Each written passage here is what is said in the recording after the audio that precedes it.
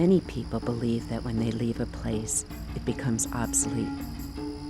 The walls cry with thin memories of paintings they used to hold. The lonely floors long for human feet, and the windows forever look out for the next person to gaze through them.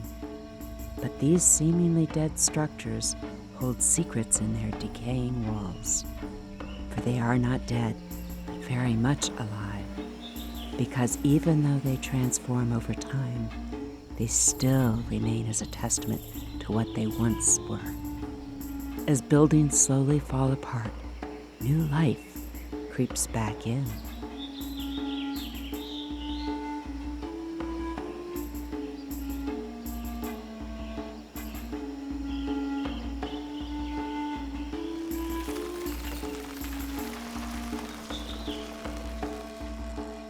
They live on because of the fascination humans have with history, the new ecosystems that form, and the inspiration that comes with desolation. Something about an empty, creaking hall, an enormous room abandoned, or the dark shadows of a mysterious dwelling that summons curiosity. What went on here? It almost feels as if the structures silently yearn to show their past. The Georgia State Lunatic, Idiot, and Epileptic Asylum was founded in Milledgeville, Georgia in 1842. Then, it had only one building for both men and women patients. By 1872, the hospital had a ratio of 112 patients per physician, and over time expanded into numerous buildings, segregating groups all over campus. The facility also started to house those that pleaded insanity during court and were deemed criminally insane.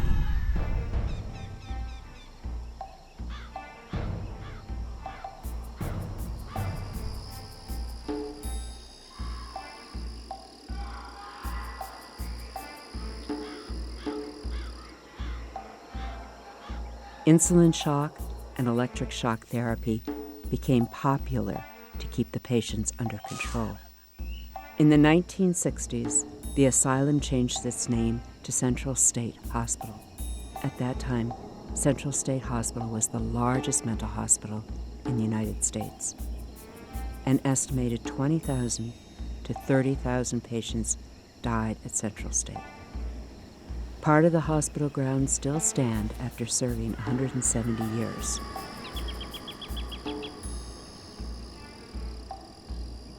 Abandoned structures tell complete storylines, and Central State's story ended with a dark twist. Knowing the history and secrets of a building connects man to man-made structure. This connection brings a forgotten building back to life.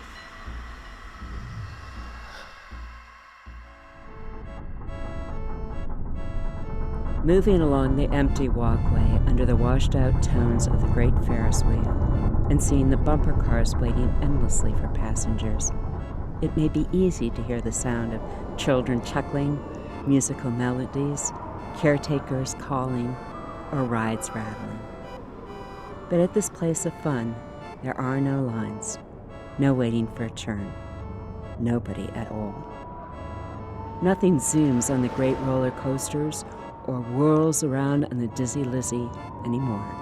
This abandoned park remains as a voice of the aftermath of a natural tragedy. You are so lucky, living so close to Jazzland, America's newest major theme park in New Orleans. You could go to Jazzland all you want. Jazzland, located in New Orleans, Louisiana, opened in 2000. A massive wooden roller coaster called the Megazip was the main attraction. It was a monument to man's strength, built on a steel frame, made to last hurricane-force winds. In 2003, Six Flags bought Jazzland and renamed it Six Flags New Orleans. 2 years after reopening, Hurricane Katrina hit New Orleans with devastating force.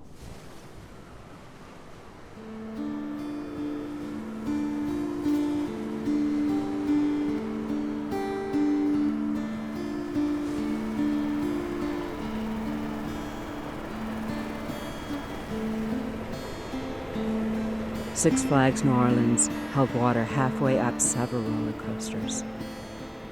After the water washed away, rebuilding the city's foundation was top priority, and the park never reopened. The people of historic New Orleans were in a state of limbo and saw the Six Flags as a prime example of the frivolity that was lost in this devastating disaster. People began to see this once whimsical park as a place to express their feelings of desolation and hope. Over time, the park became a symbol of regrowth out of dying establishments. The park is adorned with art that tells the story of travelers and adventurers alike. The steel frames of the rides still stand to inspire urban explorers to dare and persevere.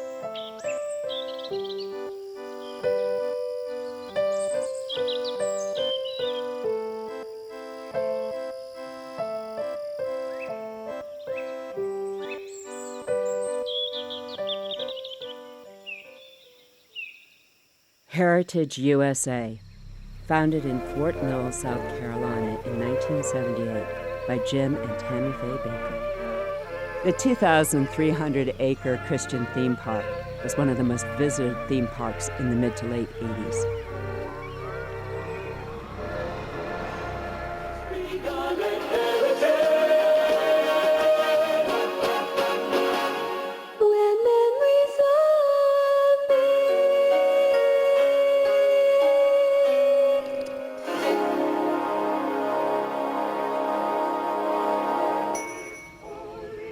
Among the attractions housed here was the King's Castle, a bright green and purple-colored castle, which housed an arcade with a go-kart track running around its outskirts.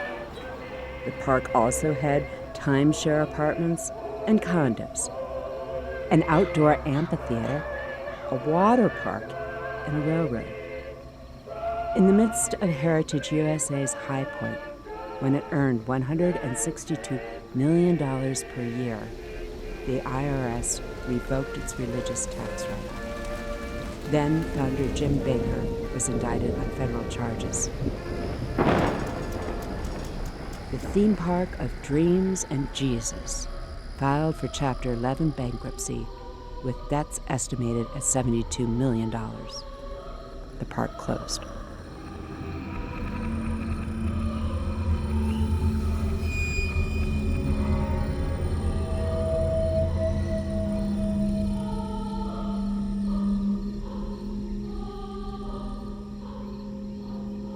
Once part of a world of laughter, reflection, and fun, the Jerusalem Amphitheater, the King Castle Funhouse, the water park, the train station, fishing headquarters, and Reflection Pond were rendered unprofitable and were abandoned by man. When man leaves a place for dead, life begins to sprout.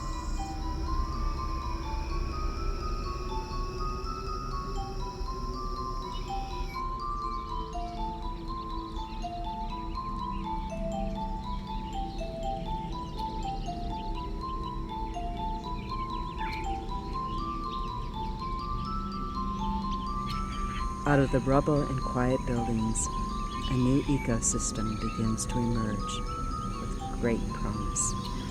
Life springs from every pore.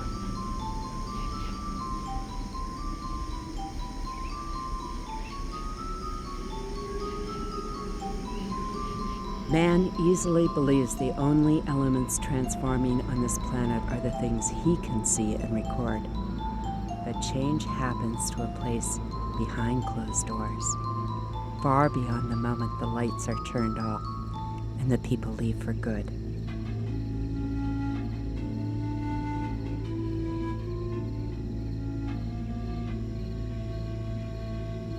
A new order takes over. This is the order of the Overgrown Kingdom.